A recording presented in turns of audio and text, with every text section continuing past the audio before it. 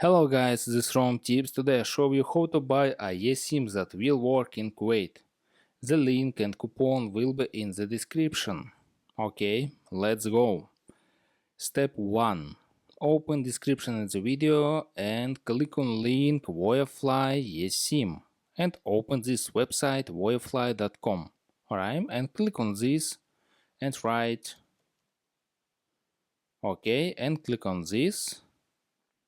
Open this page, scroll down and choose data type unlimited or fixed data and choose speed plan light or plus. I'm select 30 days and settings eSIM unlimited 4G 5G data, no downloads or registration, keep your WhatsApp number, instant activation under 5 minutes.